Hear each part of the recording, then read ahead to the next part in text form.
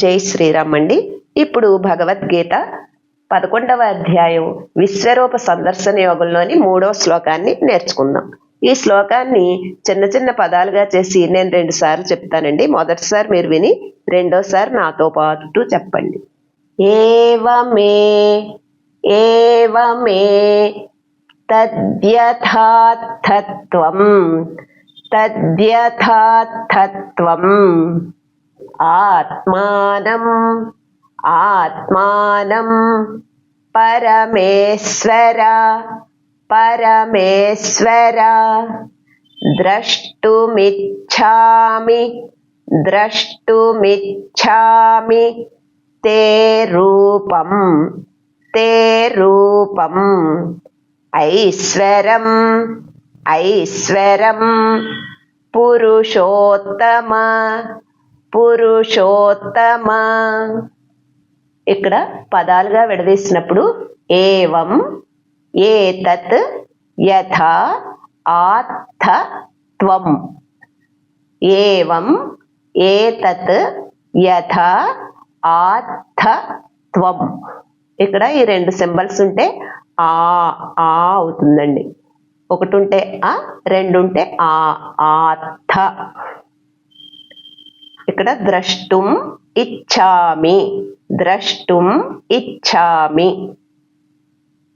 ఇప్పుడు మళ్ళీ ఏవమే ఏవమే తద్యథార్థత్వం తద్యథార్థత్వం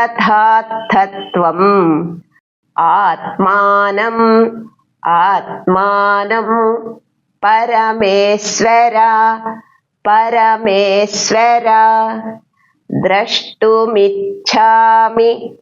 ద్రష్టుమిచ్ఛామి తే రూపం తే రూపం ఐశ్వరం ఐశ్వరం పురుషోత్తమ పురుషోత్తమ.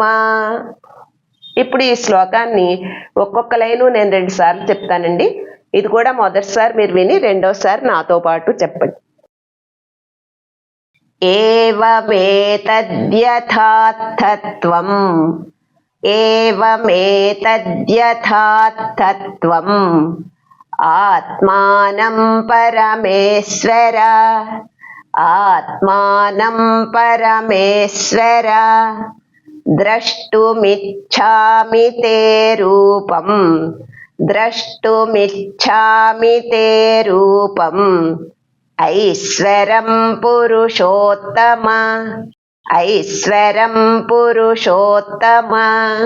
ఇప్పుడు మళ్ళీ ఏవమేతద్యథార్థత్వం ఏవమేతద్యథార్థత్వం ఆత్మానం పరమేశ్వర ఆత్మానం పరమేశ్వర ద్రష్టుమిచ్ఛామి తే రూపం ద్రష్టుమిచ్ఛామి తే రూపం ఐశ్వరం పురుషోత్తమ ఐశ్వరం పురుషోత్తమ. ఇప్పుడు ఈ శ్లోకాన్ని నేను 3 సార్లు చెప్తానండి. మీరు కూడా నాతో పాటు చెప్పండి.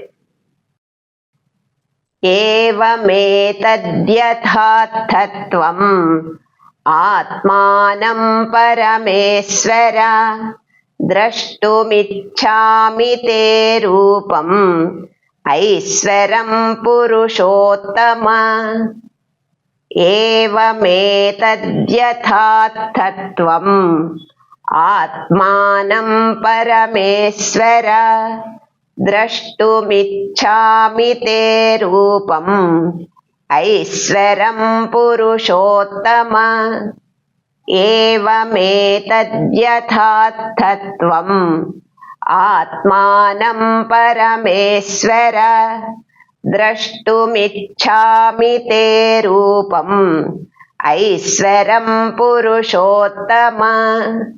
జై శ్రీరామ్.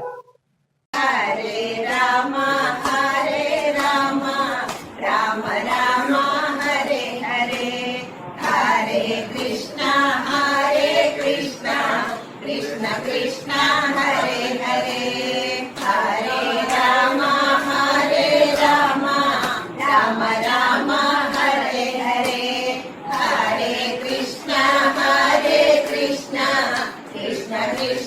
हरे हरे